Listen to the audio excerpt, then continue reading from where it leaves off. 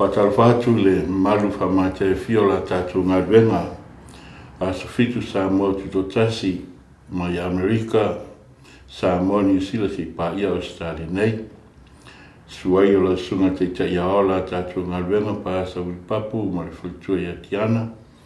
Te nane foli susunga le au tustusa la tātou ngā ruenga pa sa pali i a wheto maspau ma le whalitua.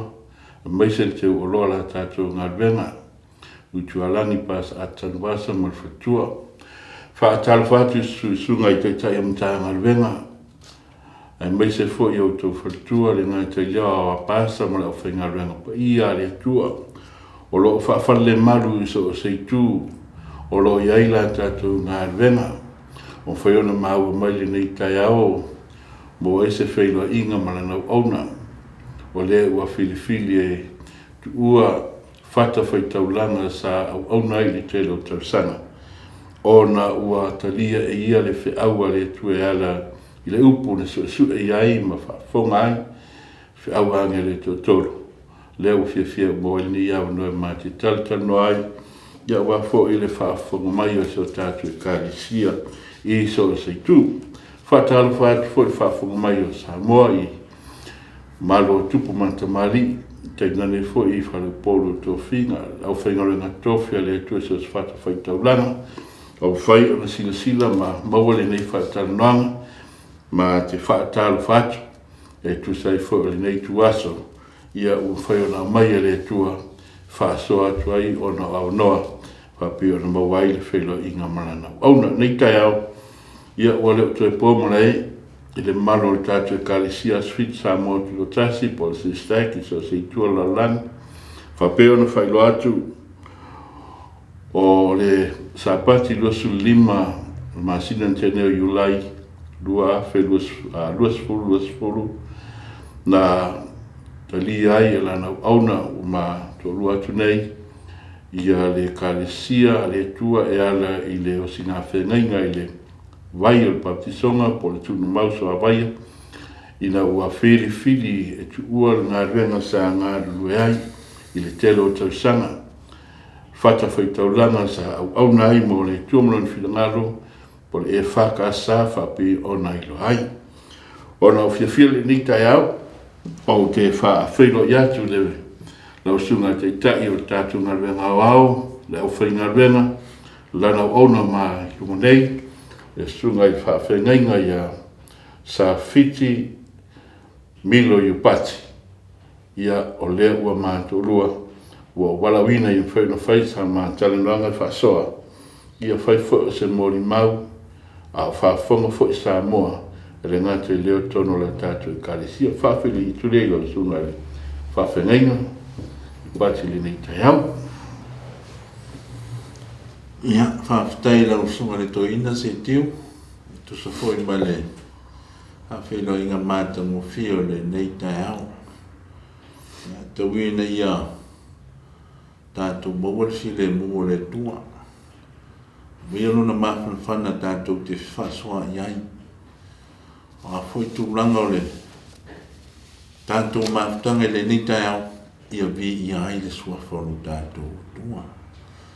Nā ua whawhelo i atu le sunga le toina pa ia manu nasi o kāresia i ona tūlanga whanupe sunga le te iau au ia se ia pa ia lama se au pito i titi ma whatau ai tono le kāresia ia ai le ai titi e fwoi ngā whaafitai le tua ia ona o lona alofa ma lona angalele ai misiona au teita le ua fai me ai whanunga le nei tai a fōu ia fōi le vi inga no tātou tua no sunga le toina. Tai lava, te loa ali a mataina le tā nanga fo nei tai a te palawina lau sunga le whawhengainga lai te mesi tātaru ia o na whaasoi fo le nei tai au. Tātou te tāru. Le tua no mātou te mā o le tua e manui ai o mātou tangata. O lau whaasoa e le mawai lea. O lau whio ua tū mawalunga ai le whata wālu tangata. Meni. na e bala wina I mātou wa o mātou iai le pōngisa ina ia bea mau whanau o le malamala. O le nei tai au le tuai wa e si le fia le nei wha moe moe. Fe so ani mai. O li tia I mātou le mana lo nganga pa ia. Ina ia a bea le nei apano. E mo mori e tuai. Se wha matalanga po se tautino. E vi ia ai oe ai leo le tangata. Amen. O mātou te talo fe so ani mai te mā.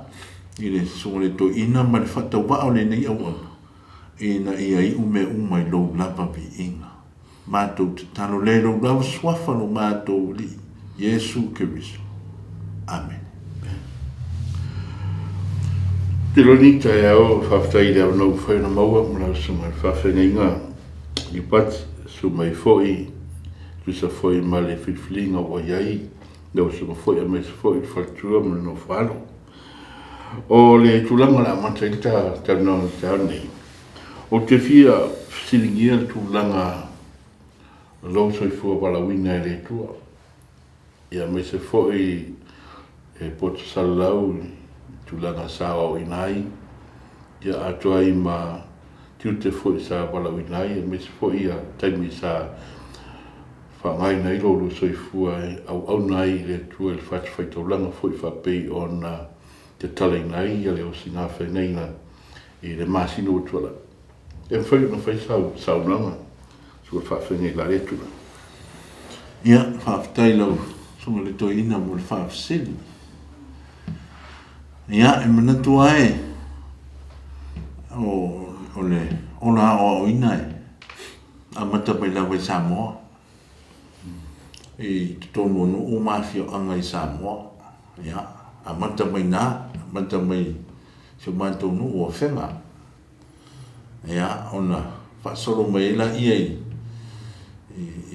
ina ua maua se hapa noa a onga I pia le fifi intermediate. Ia, whaasoro mai ko lisi o Samoa. Ia, ona, mai a lea ona, wau mai lea a onga I New Zealand, St. Paul's. Ia, maa ngai mai e loe le e stasi o waitaimi na ongai foi e Aukilani. Le Universite e Aukilani. Ia, mo tau wha lau te reina la mo le loa. Ia, ona, mai a lea ona ngā lue le I New Zealand. Ia, mo se taimi umi te leo o ngā luenga sa whianga iai. Ia, ona, whatoa sa unge lea e.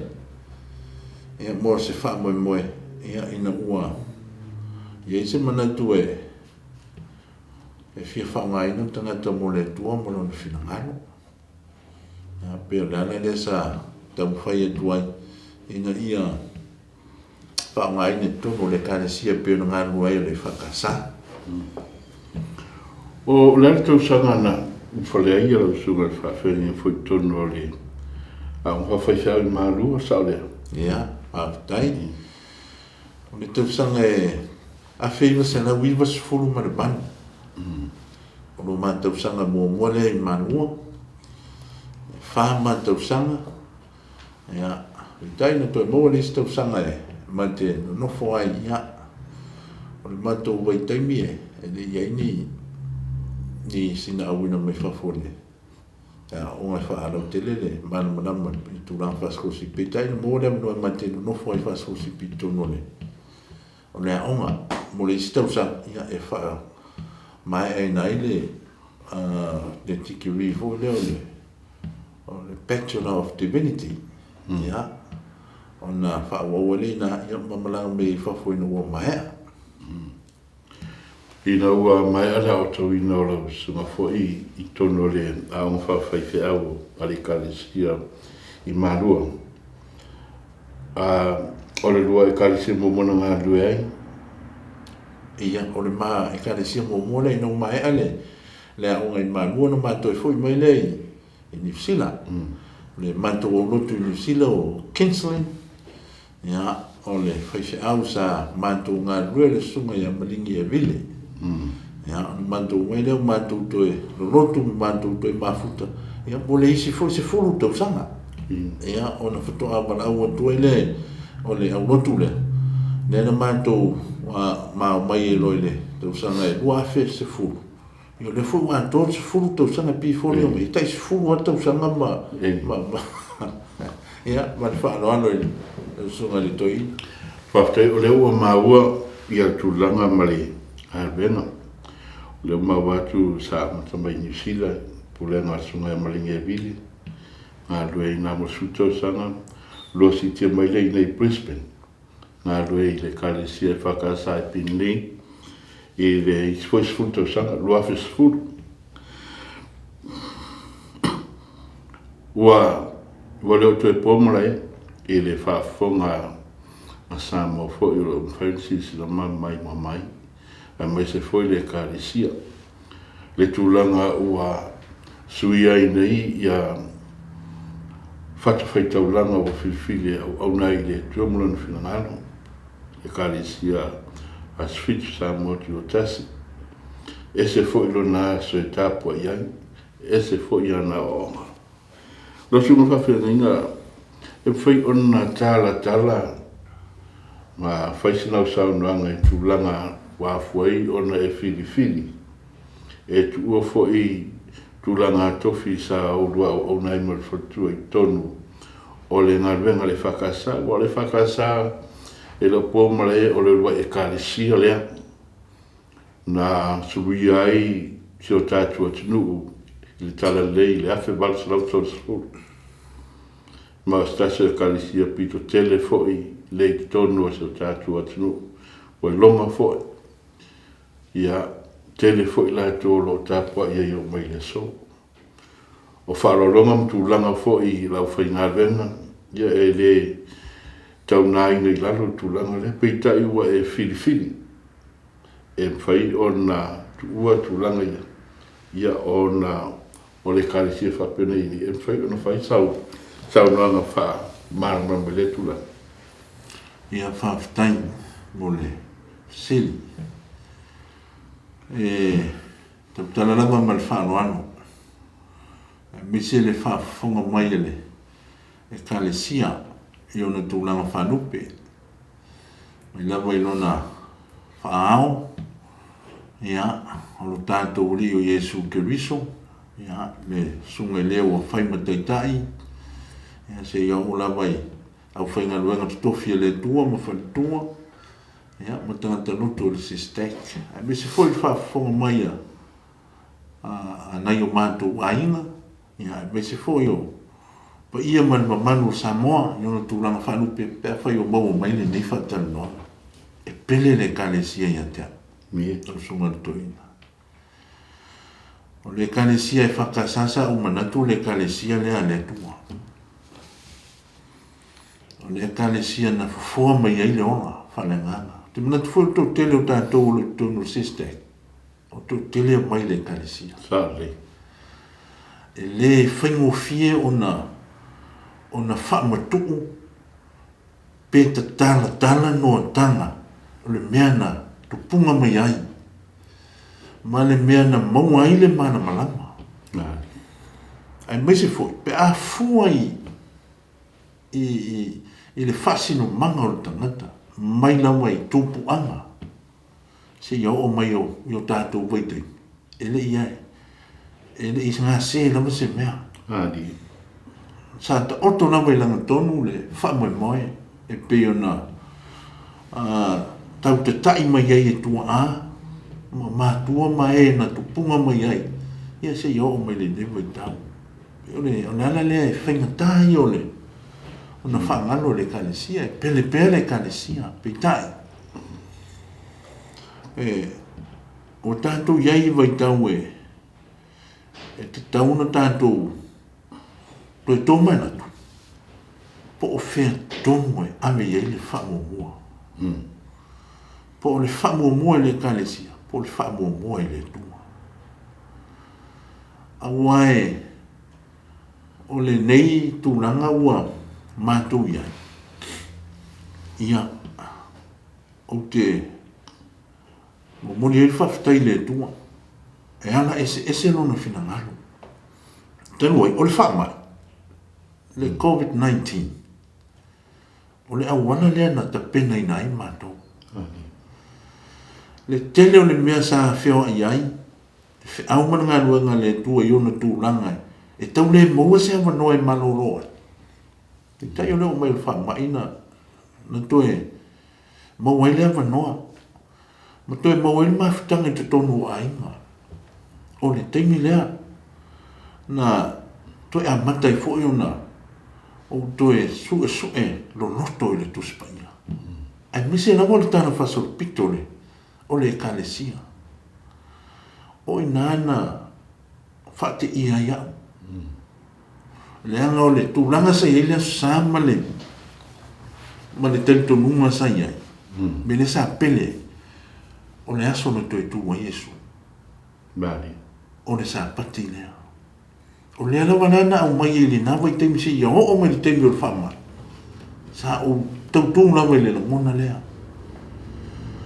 ia peita inga ua o so e atu le tana whasoro pito ai mai se o le tusi o tani elu ia ma tūlanga e pio na tā pena me i fuafuanga ma maua le tua o ina la wana sui elu ma fuafuanga ina ua o tau atu e le ai e le o le sa pati le tusi e mātou le aso sa o le aso le o le toi tu o le a o le sa pati na sui o le mea na wale na wha mautu i na ilo li riwesi o na ua sui e le tangata e le sa pati mai le mea na iai pe o le Ia pati se te la whaua sa nora son whawhai kala whasol pito le kalisi o la le kalisi le sa no ia ina sa i lion tala whasol pito ma te ulia fo i tātou e tasi ale kalisi na amata mai i tātou o le Mother Church o le Catholic o le Universal Church lea mai le amatanga o na so o mai la i ele lotu na ua songa i ute le maumana no foai ia o le au kevsiano ia ia o temi ia le mamafo sa wanga a Roma e le fitau tala i tangata ai afa pe te manao e loe le isi o le kevsiano tusi le o le atoria e lungo le matafanga po fela val me te rua fitau ia tusi na ana tula le si e tipti lo to le atoria le le tusi ona ilone o le kevsiano ona tau muli atu le mo se me te rua mafuta ai ia e pe o le kalesia le na sa wai tato ia ona fa so pelo foi atu o le history le kalesia ia na male tusi e tanielu o inana le na o mauti noelo ele aina o le kalesia kevsiano ia ina ua suia ina ua be ma katoliko Roma e pulenga Roma ia o inana ina mafua mai ai ia ma o mai Yesu inga peo na iai ele nei vai tau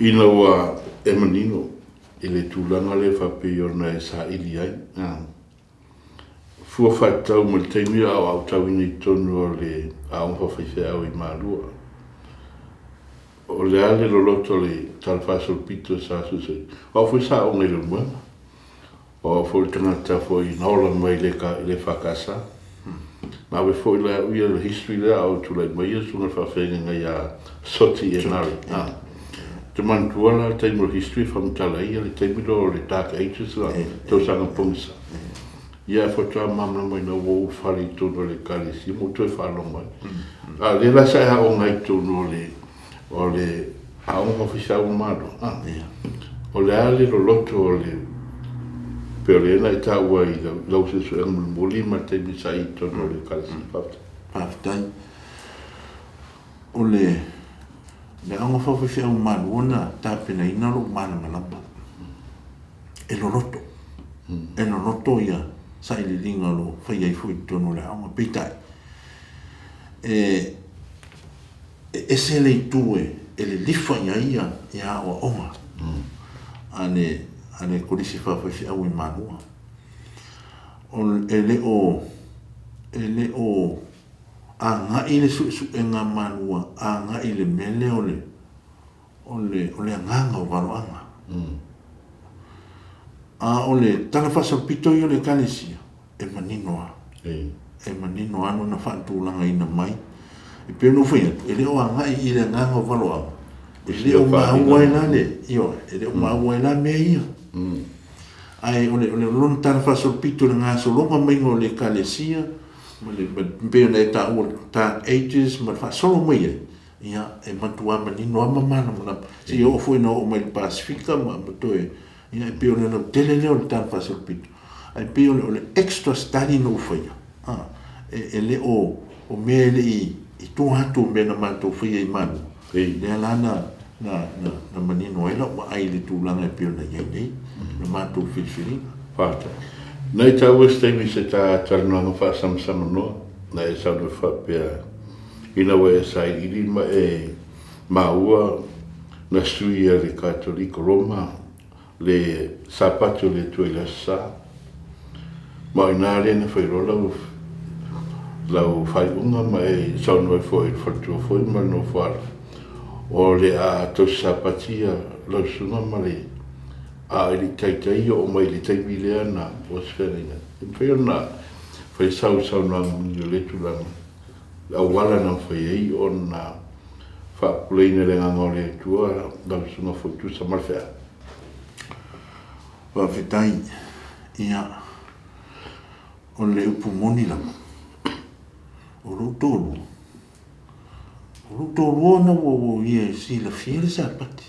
E tele ai na mawhite ina iai. I le ngā ruenga o whaiwhi au lasa.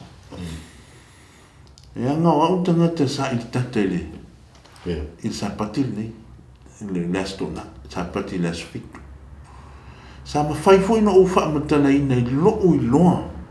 Sa awa o ina ia. I le tūranga ino whai e una o te ena sa pati las fitu. A olo tō rua pe o le vāna ia. Ona ia si la fia le tūranga lea. E le nā tia fo. Ia o lau tele lawa le ai o lo tō rua. Ia e aso fitu. Ia pio i e fo inisio. Sa whaonga ina e whiau mana ngā ruenga o lo ngā rue fo i to whinga a whataitai mo tā ngā ruenga. Ia se tasi fo i ua whailangi le fo langa. Ia anu tūrai me pēri a pio le sunga ia tūra epa. Ia o mātua foi. Ia e li liu lo mātua o lo tō lua i le aso fitu. E mauro i marua. E peina o le tūranga lea. Ia o le wala ona wa ai mai fo i New Zealand. Ma te lotu i le aso fitu. A i te matio mana lotu ai. Wala sa mātua fo i New Zealand. I mātua lo tō lua. E le fōna. E le fōu le sapati le. Ainga o mata o le whaatino ina le sapati. A o le taimina au mai e le tua le whiau. E le iaia ma se mea na toe whaawhainga tā ailu mafofa. O mana tunga ai upo le apostolo Paulo. O whai mai Paulo ina ua tau whaamana malama e Paulo. Lona tūlanga i to tonu o le tana le leia le tua whai mai. O au lama le soo na muli. Ua pei au o se tangata e whanau le au. Mari. O te manatu ai upu ia le apostolo Paulo. Le anga o le suinga e le atua o le tangata. E le o se mea e whai e se manosi. Mari.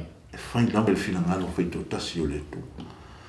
Ina ua mātou whili ina ua o mauia i e tūlanga ia mo tana noe luto lute. Matua te ia luto lua wāsale iso na sauna manatu. A meo le teimi leo le a o le liu mai ai le sa pati o le tua. Ia na o whai antu le ia. Ia o sausi o luto lua o fusi a uma. Ia ma whai mai ia vi ia le li. O whai atu. Tātou le aso nei ia le aso whareile le na tātou wha mamanu roa le sa pati. Ia o le aso whareile mua le nā ma le astona. Ia wha mamanu e lona ia o mamatu wha mamanu ina leo le astona. Ai whai a mātou lai le aso sāpo se mātou o roto. Ia mātou roto.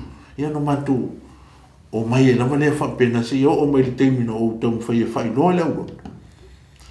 Ia ona wha ngatai leo mātou mawhitanga fwoi male au roto I pio nei eile tūranga o e nei. Whaftai te lo le ua manino ia tūlanga le wa o te mantua po se taimi o me po a perila me a o lo vela na o le lockdown nila i ni tātou mo le te whaila inga mara sunga fu tūlanga le ua iai ia mai nā lava taimi o mai a i le masina tēnei sa le tueona mo se whaila inga mara sunga fu ima le kālesia whausi la se tūlanga ni filangalo se o lua e kālesia i ka mali fo i ma tūla tōre a tūla sa o tōa se whengainga.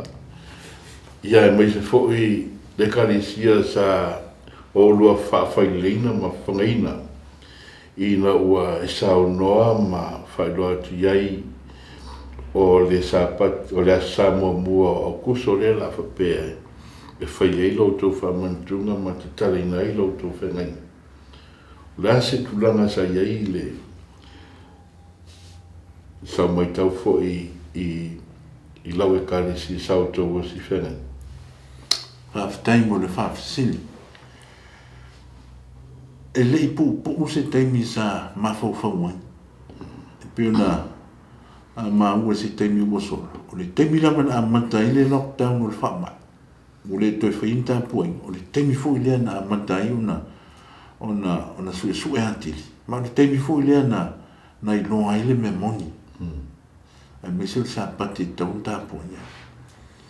Mai le na teimi, ia mati se ia o mai ina tatanga le mantou whengainga e le masino o iurai.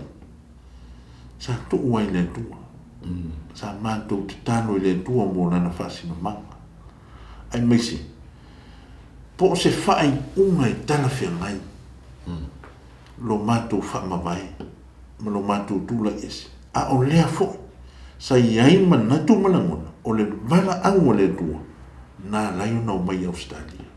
E pio mea ia sa mawhau whaulo loto iai, po o whea li lifa iai, a o whea fo, e sanga tonu waile taita inga le tua ia moa o male to lua male whanau pe una la wale na fatu tuai fatu tani la mai le ngano le tua malana musunga ia fa sanga tonu ia matau tino lone memo ia fa i loe tanga to lu pumonia wa anele fa fonga mai sa amata me fu di terminal no ula maina le fe awa le roto ina matu o roto e o fate ia na to o la to fa no e peta o le mana to na tiese me o na to le fa no antu ya te la to ia le tu langa te tauna ona yai ia moni we te mi mona mul o tantu yai e fa mi se fa mantala o na mono tata e le fa o fies lo sunga le to ia e le fa o fies nga duenga sa a mata mai le fa ta sa te wa sa mai le ile vai male le lo se me sa fa no lango le tu we una mausa li le fa mo tata ua mautulo na to longona ai bese o le soi foto to le tu a le fa ma mai fa fuse e le fa mo fi ma tu sa i mai le roto Rami. sa i mai le roto pe ai e se me o fa le to le ane me o mo motu fa fuse ngai e pe fo ne so no lo su mo tu o le fa ano ma le fa ia tata ne sa tu mo ya ma o ani me na manatu tata o le leima le na mai le ana fa ta le e dale pe ta ewa manatu e le siliane le fa ano tata e le fa ano ile Mali. pe yo le ana le wa fini e lo ia fa ano tele ile o e se tengo na tu menino mamana mai e le tu langa wa ana yo na bo tu sia fa fu se ile matu mafta Fa malo, fa tai lo sunga le va feni tu so fo le tula. Ke lo pe le wa ma balisi vai no le vai. pia na ufai lo atu. O te māmalama lei le kalisi e whakasai tūlanga le wa ai o tunga te kalisi e o tu sunga le whainga rena. E wa ai maurunga. Ai pia se tūlanga le sau whasiringia. Ia tia. Pe te rito mnatu le tūlanga. I le maurunga o whaalolonga wai. I le wea sila fia. Le kalisi nei. E le aini tūlanga whapeo pe while alo whapole. E tu sa pau al whenua tongi la whinga renga ma tūlanga ni. Ia se mai le mea sai. Ia a pe wa tawama le tūlanga i lau su. Ia ona wa e manino ma. Si whaisa whamtanga i tau saunanga. Lau sunga whawhengi na. Na e ta wasa e si la sile nisi o sauninga. Whaparani. Se tasi foi o ma au o la o alanga ina ia le whauni a ni reto tolu ma sai ni mai ai. Whai sau nung le lewa. Ia, hawhitai. O sauninga sa ina ua a matau na usu su e hatili ma ua o tau maua sina mana malama ili tau whaunga ina ua e pio no whaia tu ile whaia manua ia mantua mele le nganga o perfitanga. The spirit of prophecies. Ia, ai na lima teita ina na vai e tusa foi o nisi foi o whaila uma ale o lo o whaiona mata tuai. Ia, e pio o le rile o Jeremy Davis. Ia, o e mato tino nisi o whaila uma sa tamulmuri ai. Ia ina ua manino le tūlanga nea. Ia, e se foi le loloto. Ia, mai whawhitai e foi le tua. Ia, e saunia la me le tua au wana. Whawhaingo fia ai ona whalau tele manamlam. Ua le o aini e toi a onga. Ua whanongolong lama matamu le buri. Ia, e tūlanga e piona ona ia le tele o whaila aunga e lungo o le upenga ta whailani. Peita ia si le fia lau foi e li whapia na o le whanongolongo, na o whanongolongo, ma o toi sa ili nawa, te mata e whamaunia. Te mata e whamaunia ia o le ina ua mautu le whamoemoe ma a ngai mai ai. Ia, sa iai fia i se telefoi o teina, ia o loo ua mata na foi e sauninga le sunga le li teitai a mise o le teimina a veile fe au i Samoa ma teimina tāpunia ai ia ma whaafisiri o loo a ngai mai le teimina ia e peo o le alama ua mata ina ua iai to tonu o le kalesia e peo le o lau lea tari atu i lau sunga to ina to soi ma le whaafisiri. Whaatai mo le wha mama i le tūlanga. Tātou e fo iai tua i le Taimi whorto si ngā whengainga ma le kalesia. Mo e tono i Brisbane nei. Tumanatu le wā whengaile o lau sunga fo ima i tō ahinga. O le ase sa e whailo i ai le lo whai unga o le a whaia. O wao te lolo tō si ngā whengainga ia sa a whia mai o tu tele mai tu taulangi foi pa io ai na lua.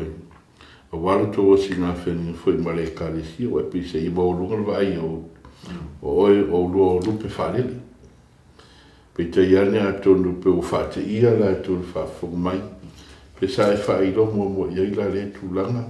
Ya me se foi le to talino lo to fe nga male kalisi.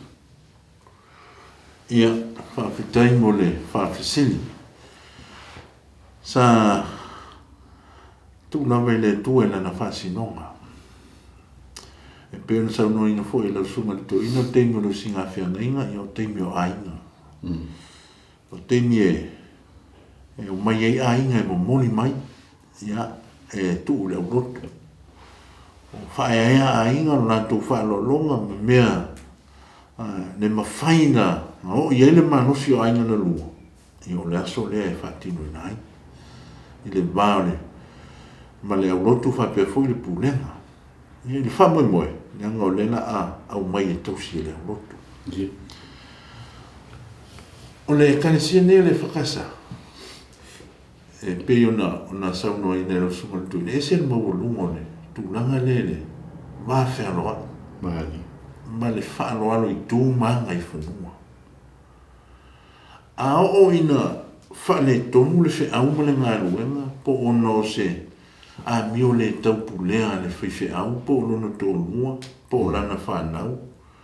Po se mea fui wani a e me tonu le kalesia. O le upu monia. E se whaintai ai. Mari. Le ango le whatu a inga na mo mori mai ai. Ma tu wantu in langi le tu wai ala tu tatara. A ole no whale tu. E le ma mai a inga le mele. Le anga pi fōringa mai ua mele wha manu yanga. Mari. Ua leo to iai se wha moe moe. Ia ilo nātou tanto nungo lo nātou ngawhana tau le langi. Ia le ua motu sia le tūranga o whawhitauri me tutupu ngana. O maua, ele ai. Ele iai ia se whale tonu. Pe ua whelua whesasi. Le whe au mana ngā ruenga na ngā ruru. Na tu anto i ele manos. Male no. A ona o le taita inga le tuomana na whasinonga. E le italia ngō whie fōi. E loo a inga. O le a inga o lo pēno whai atu le a inga o sio tonu. Ia. O le tō tele lawa le ui te tonu o le asfitu. Ia aoa. Ia. E le ai nisi o le matu a inga. E o te tonu o le asfitu. Pea ia na o le whaletua o le seri, o le siwhaiwhi au leo, I se sopo. Ia, o luk teile nai le ainga o luk tina. Ia, ma whatasi e Malaysi, e ilo anti New Zealand. Ia, e tōna iti nei tangata e tutonu o le kalesia. Ale tō telea, o lo ngā nuru e whawhaiwhi au. E le ngata o nei Australia, o New Zealand, o Samoa. Ia mai tu ese lana, o lo ngā nuru e I le kalesia e whakasa. E whate ia. Whate ia tangata. Mani. Whate ia ne ngata e whate ia o wainga, whate ia pa anga woma. Ia mise I tono kuris whawhiwhi au I manua. Sa le iso lantu manatu a meo ne a o whiwhiri o te whaia le tu rama. Ia o paunama. O ule manatu au te toi whatar. Ia o manatu roi whatino loa le whamoe moe.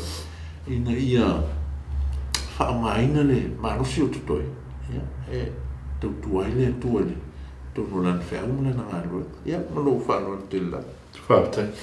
Sa e ta ua I Stable Solele. Sa e whaidoi lau e kālesia. I le taimi mō mua I na oto ea e maia le lockdown ni a tātou le COVID-19. Ia le fuafuanga wai aia o lua. Telefoni me sa walauri aia lau sunga foi fuafuanga whale kālesia as whanau. Whai I astonai. Ia manise o mea sa le whina wai ai. Sa e tuina lava se ia moto lauri. O umar sa pati. Le lana e whailoa ma e tau iai tūlanga fōle aso le a tali nei lo tō whengaina. Pita ina whate ia o ina ua tātou tano ai. Le vai aso ana. Ia sa no me o la ua lua malanga e watu tala lo tō whengaina. Whailava ona. Whaisinau whapulanga le tūlanga wa peo na osi whengaina. Te lo foi sa nat foi tūlanga le sa I o le fo mai foi ni so aina wale tala ino lo tō whengaina. Mare kalesia. Ai se au na whaababa ai. Ia whaafitai mo le whaafisili. O le tūlanga I le te talaina o le whengai. Ia. O le tūlanga masani lava lea. I te tonu o le wheaumana ngā luanga a le whakasa. Ai se iu tala nomo mua tu teimina o tau whai noa I le urotu le tūlanga o mātu I peru na sauno I leo sunga. Ina ua whiwhini e tau sisa pati o le atua, mate lito e solia la. Mai le aso wharai le teime ngoto ele la, I le asto na ngoto ele la. Ia ia so whanau, ia mafuafuanga le matu o rotu. Sa tu e whai e mana na o e whai le tae au le astola ona e mawhana whana. Pei tai na o whai loa lau rotua e eilo mātua tua ngia e mate le ma whai e una maa awai ai tuu le fiafi e awhau le lima na i le ongo na i le ono le fiafi e mana i le temi na e popo o e tātou upo e whai e mo a fuafuanga e vame foi tātou malolo le fiafi ia e le i whai noa i le temi na i le rotutu ranga le o e mātou tau singa sapati ia e foi las whanau na longo mai foi ia o le lusu tas tau sanga ia whatas foi ma le tau sanga ia o se awhine le titi ia na u whamarurua iai mo tala noi nei mātua ia na marilia la mo iai mo tuu le fiafi ia e le i mantele i toe o ese mai lamba i le tau singa o le sapati ina ua mawhilfili e tau singa sapati o le tu e lona asfitu a le tūlanga i le tatana ino le whenga ia ua mai auna mātou laivi le asau na ufurfona la i le urotu whaile mātou maftanga i le fiafi ia unu whailona i e sio tūlu ia o leo la tau le urotu tātou le ua tausia sapati le tua ia no maila i o le urotu whaile mātou fono masa nyai ia le wingo le tala noanga ono tau fufu e whatau se mea tō tino le urotu ia whatasi e mori toi amatai no urotu ia po le ale teimi e manatu e toi whai ia e tu urone laiva e toi whai lotu whatsa ia mani tau kumula nao le o lo whai roi ni iai ua mātou tau sia sa pati ona so longa le leia leo le mātou tala noanga mātou ema ia na uma leo le mātou ta upuna i lua no fai no le urotu na ta upu muli nei e le fai ngofie o se mata upu e tau te la mona ile le fifia ai taru ai o tau fisiringi a pea pe ai se ai le whaatino ina ai a tātou fuafuanga i le astola i o leo na au fai no ina molu tau sila fia ia ua mātau sia le sapati a le tua o le asfitu. Mafu anga lea. E manu no le fiafi o le asfarele. O na whama manu le si ingo o le fiafi o le astola. Le mea fule nao te tano tue tato o hame foi tu utunga le afo le lima maleu. Se inonga e uman matu sa pati. Ia ona whato a manoa le whati no ino fuafuanga le tato o kalisia. Ia o le tūlanga le tato mafutanga. ia on te manatu la fa wa pe tatu lai pe na ye a faile tatu felo inga tono tatu fa ile aso samu mua o kuso o le aso foile ia mani lia tatu o le toe lotu le toe faile se asa o te le toe faile la se isi no tuan ma sa uni no at tana ile tatu fe mai ile ine aso sane e fai e tatu sa minga sa mo la mo lo tele mai le tua mo foi le file mu mal ma fa o te tau tana ai mo fai lo ia e ula mo na pele ma futanga ma le o pe ka ia pe no foi e pele le tua no le no bana wina tangata ia ona o ta ye tu le tu sa mai fa o le la ua tali le ma ua o le whare alo i tono le kalisia ane tua tau singa o le sapati. O le ase se senga i lausunga whawhenaiga. I le tau singa o le sapati o le tuanitu, ma le tau singa foi o le sa tapua e foi le ngaitu. Whawhitai, i o te lo le e manino ma mana malamo mo to te le sa i le whakasa. E matua te le a le sesenga. Te le sesenga. O le aso sa, e pau a le teimi ma manu, teimi lotu. A o le tāpenanga i le tae ao, anu watu le tāpena ino mea tau mafa o mea umo fe au masani, tu ua mai le notu, pa ia tu le whane, manta li laka pi, po ani ta longa e sau. E le aise, se tūlanga fui le e whaapea e tuu ina atu mai le awanoa e wheso ta iai le atua i le aso anto e le ai. E na le paulawa leo te me lotu le tioa telo lau whainga unga ia e le asa mise la upana i le atu te whaino ina whaapele whaolutanga o le whaolatanga o le se fulu ma le tasi i le tae au la sa me o le whaolutanga o le se fulu ma le tasi ia pe fone me pawai o te e umano le lotu ia ona foki ia leo tanga te lana masai pe whaatau o ame e le saorotonga e saoroto e tangata o le tausinga na o le sapati i le astona le fetana i ele tua mai le amutanga o le fofuanga ma le tulafu e se le mamalu e se le mamalu e tante la ngona ina le file mu o le tua ino toloto i le teimi whaafeiloa i ele sapati ma le teimi a toa se i o ina toi wha mamai le sapati e file mu an maftanga mai le ise mea ngā se le ise mea so na pa o vale a le teimi ma le awa noa panga no e tuu ina tuai a toa le vi inga i le tua o le na fofo ina meu o le tua na whaia mea uma i le amatanga pe o le se senga te lea lea senga te lea la si tulango i nei la usunga ma la ufinga luenga foi sao to ngā rua fatas le foi tua le a luenga sa lua ngā rua mo mai o mo peso to so ta inga ia a me se foi ia le malu fo le tunu le kari si sao lua fa to ngā rua ma te muso ia o mai leso ia e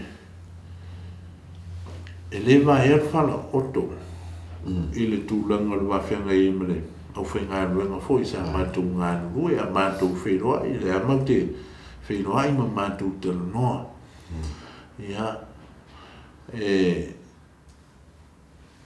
pere pea awa a tono foi stasi leo au wana i whai ona ana toi foi le whasinonga le atua ia o te noa e pe o mātou tala na whai ni ua mātou tau ma vai o le mātou pule ia wani a veia lo ma ese meo na tu whangalo i ma ua e tu sa pe tu te le fifi ia ma ua ma te o atua ia e pe o tūranga ia ia o te le o matua manino fu i tūranga o ila tau o te loa ia o se teimi ua mnatu fu i tāpa vai se ma ua na ngau le ua ese fu i ma le tūranga ia ele whapena alfa na ua le tua alfa na ua le tua po whelava me hanga ia e tasi alfa moe moe ia vi ia le tu e so se mea tātou te whai ia whapenana ia mātou stalesia mo le sira fia o nei le so le fia fia e whai e ua au tu spaia ia le e tau wana e wana aua ia se mātou au rotu sa mātou ngāruru ia e tau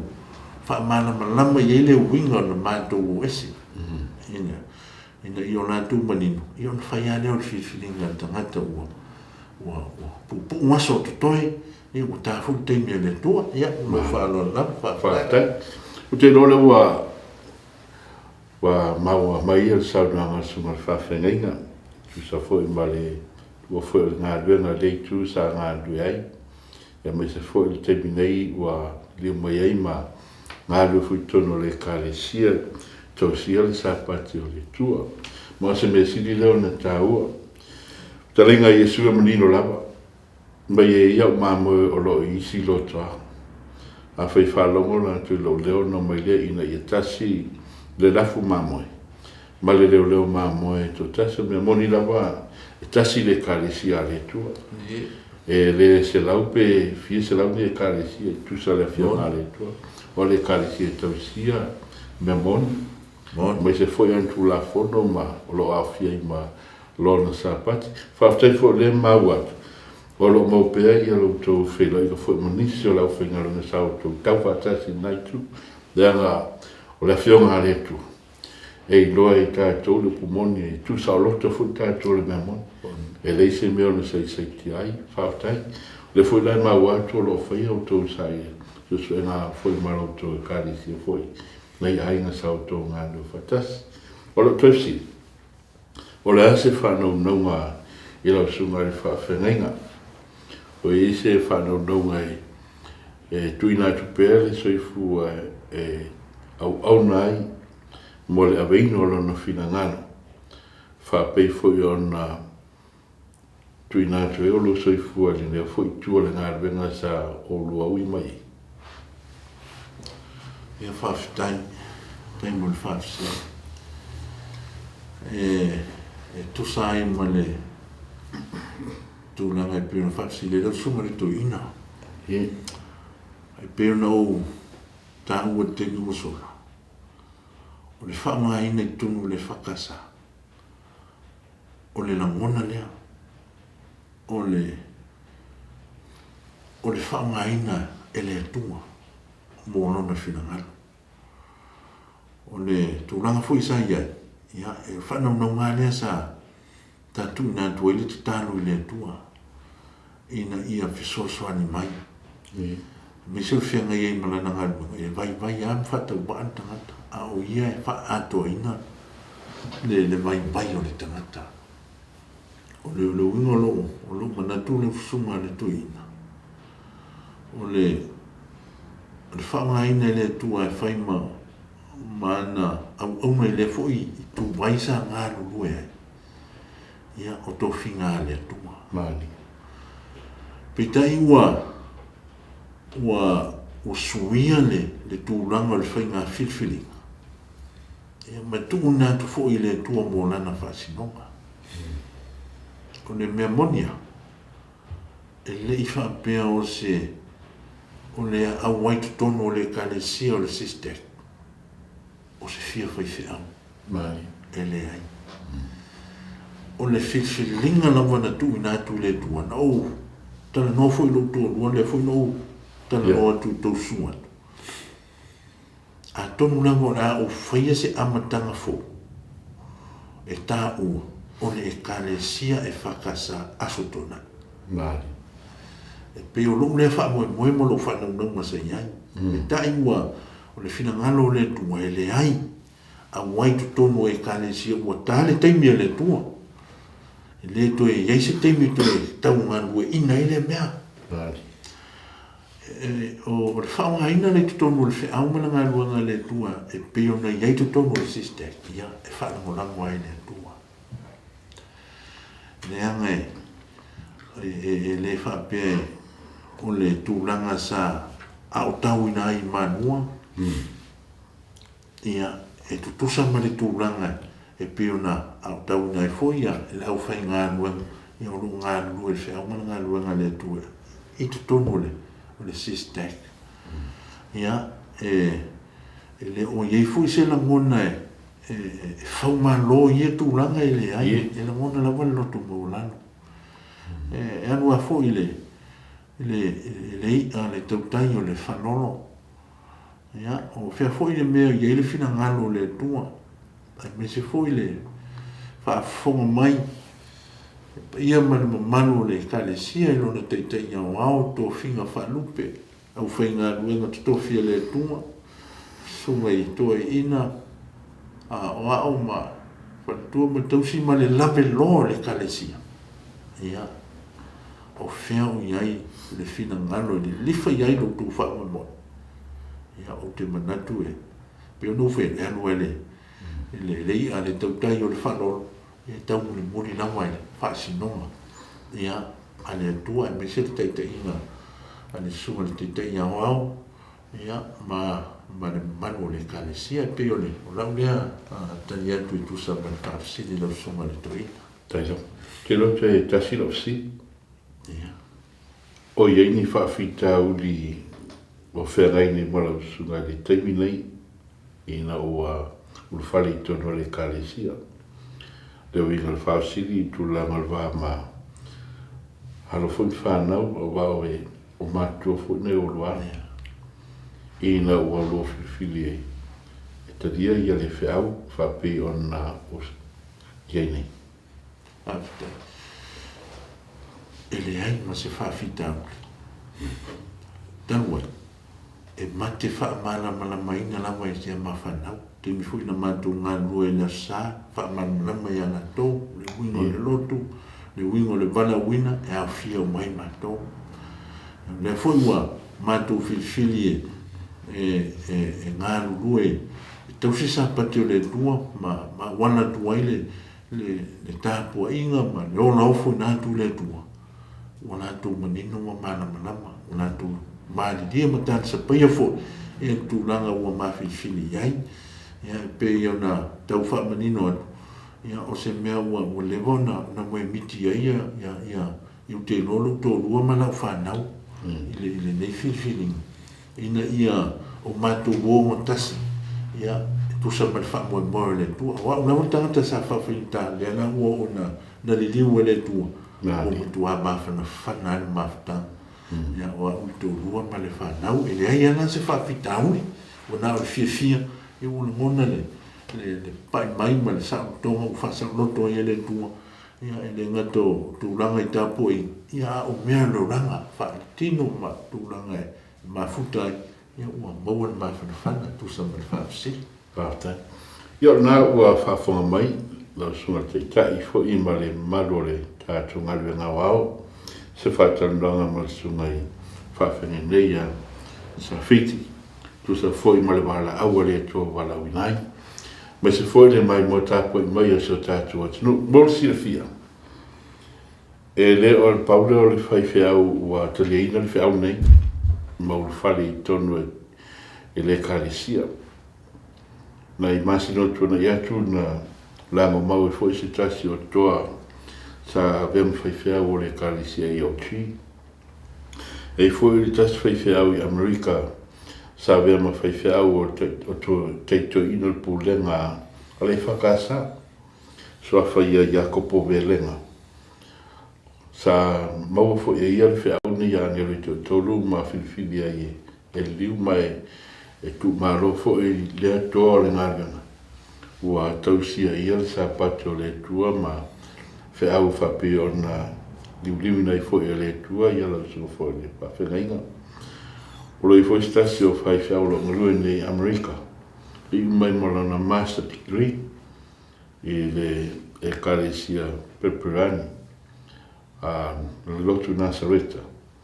Ia ua na pawalele me na lato diwe se o tūlanga le tosi o sapato le tua na wala tō whamania whaftaile le lofo le tua whaftaile lo tele wai le whaingofia a leo whafo o te tonfo o sila fia le tua o na tangata o lo sa ili i le nganga ma le whamao whapelea ia la atu ia nei minute e whaisa o saunanga sau noi foi au whaafonga mai foi na iau ainga, mai se foi lau e kālesia sau tō osi whengainga, ia mai se foi au wompa i le lei whātarananga o mwhai o na mai moai e tūnga luma o pena sa whailani, whaatai. Ia,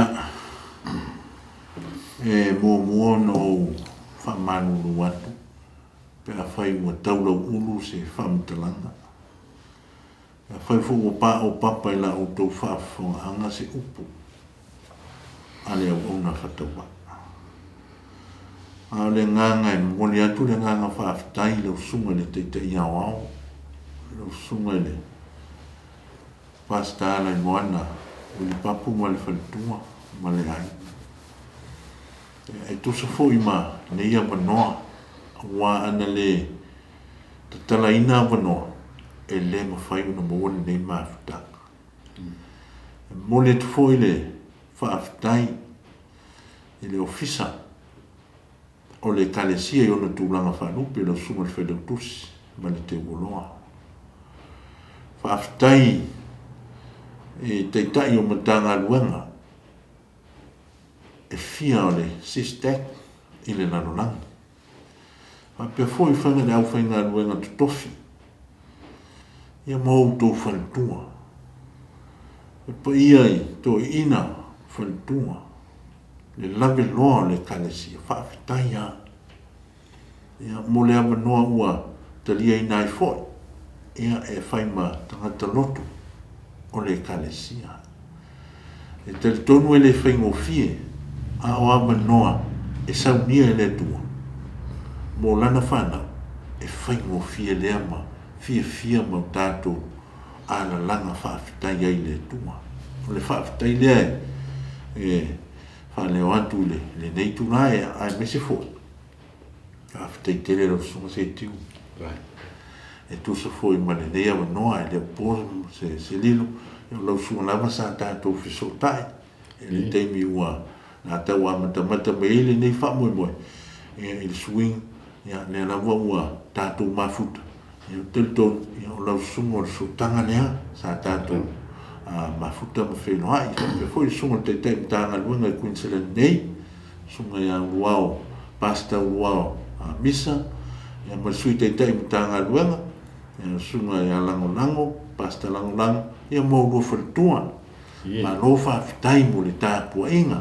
Manu lau whainga luenga Queensland nei, e luenga stofia le tua mo tau wharatua whaafitai mo le tāpua inga. E moni atu le whaafitai tele, i nei o mātou ainga, ia inga o sio tolua.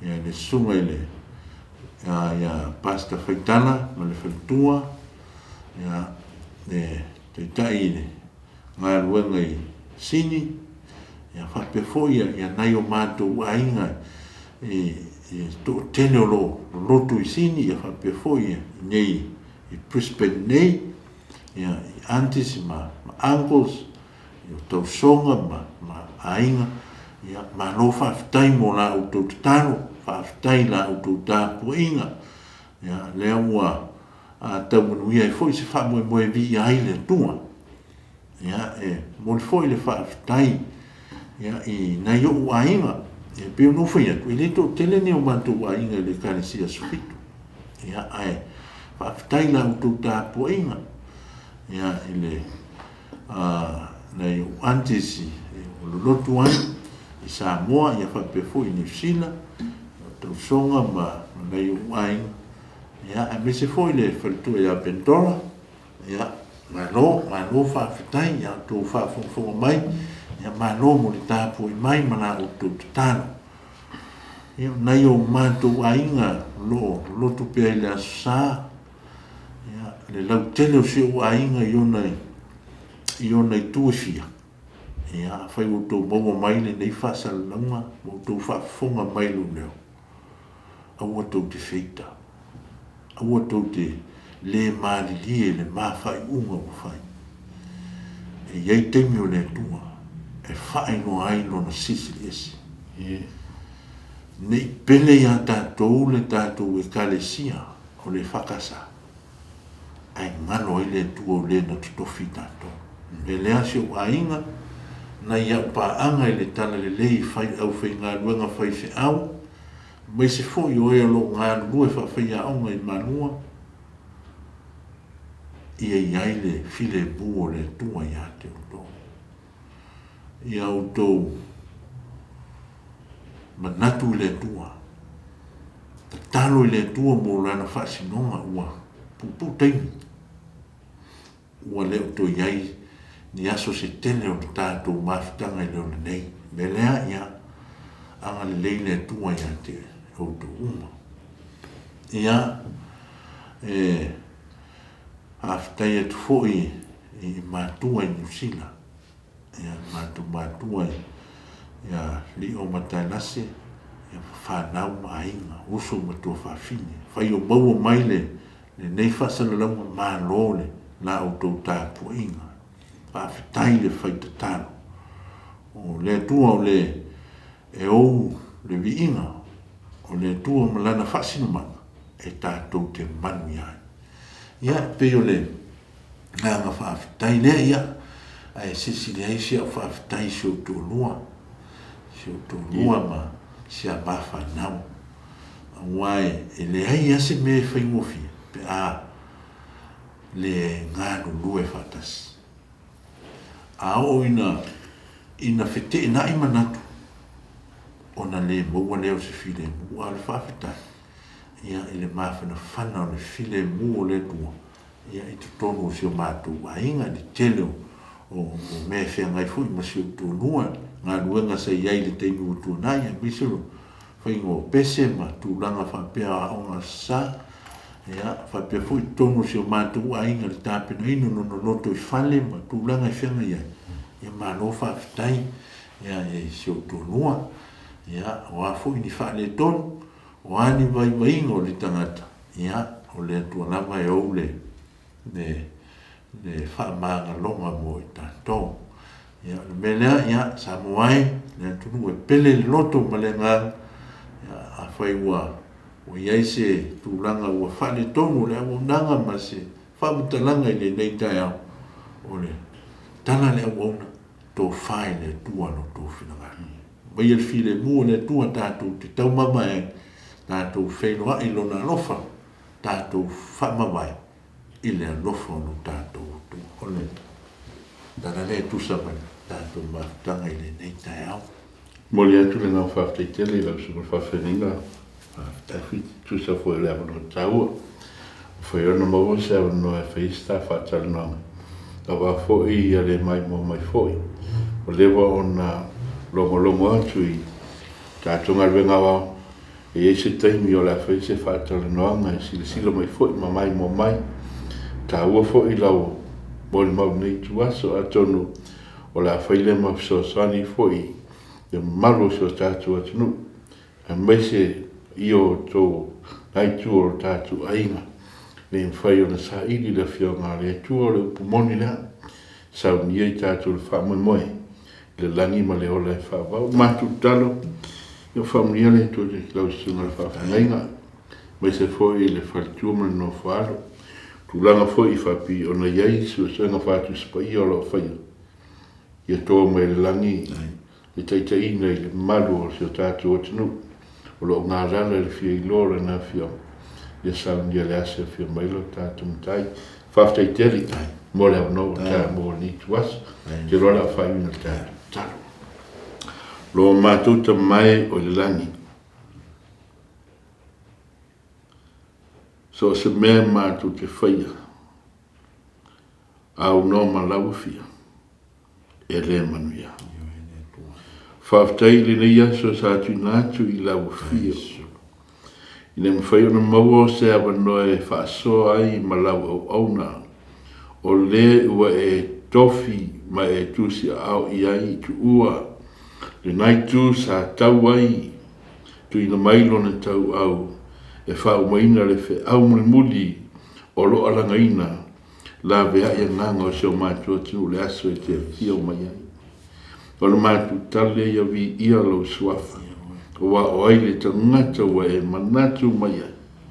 O whai e ona e whaungaina. O lau au auna whapei o na whaafonga. Lo mātu wa tinu ai maise o lau e kālesia. E tusa ma le whiwhilinga. Ona o lau o fio ua fuai. Taro le ia whai lo te tele. Whamunia ia te ia mis fwoi tuama no whaado. So e suenga whātu spai o lo whai manisi o seo mātu wa tinu. Le tua o oe whaalango iai. E ale maftanga lilo malonga pa ia. Whaau ia te ia msasani. Le whamutaleina o lau whionga e meise upulilo. Ina ia whapena o na saunia o tangata. Mo le aso e te whio mai ai. Whamunia foi le noftapo I mai o seo mātu mta ngarwenga. Pa sa misa mo whalitua, pa sa le vai mo whalitua. Le au whaingarenga tofi. La lato ngā rua whatasi mo lau one. Ia vea o se whamunia. Evi I ai lau whio. Whatasi mai o lo mātua tua. Whamangalo ni o mātu whale tonu. I lau suafa Keriso o mātu talo traini. Amen.